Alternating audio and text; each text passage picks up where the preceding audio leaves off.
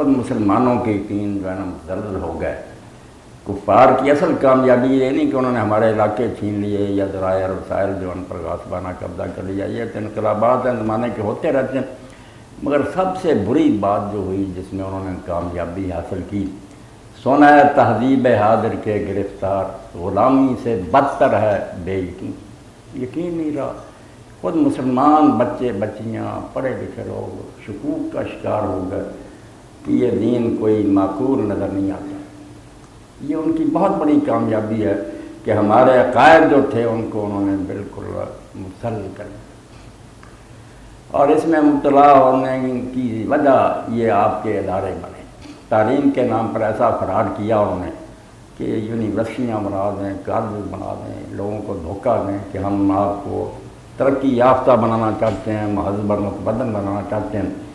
حالانکہ حقیقت وہی تھی جو علامہ اقبال رحمۃ اللہ علیہ فرماتے ہیں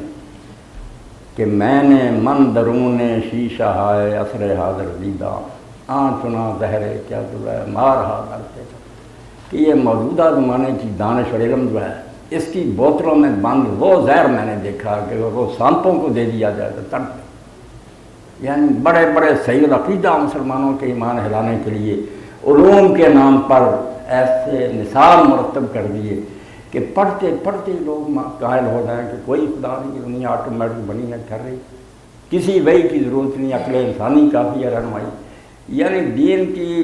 جڑوں پر کڑالا رکھ دیا اور نام اس کا تعلیم رکھا۔ اور جیسے ایک نظم لکھی علامہ اقبال رحمۃ اللہ علیہ نے، ابلیس کا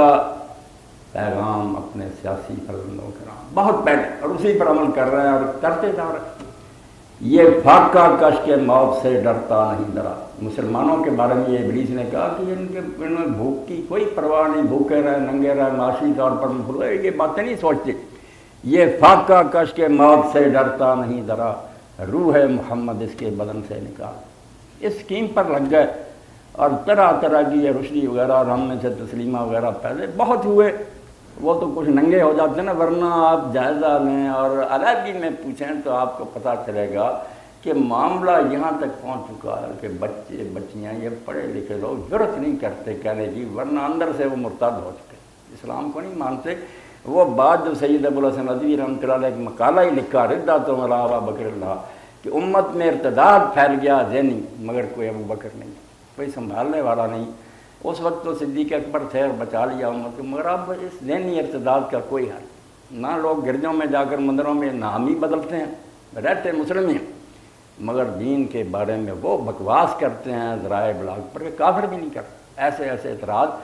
تو یہ ذہنوں کا خراب ہو جانا، عقائد کا متزلزل ہو جانا سب سے بڑی قیامت ہے جو آج امت مسلمان پر تاری ہے۔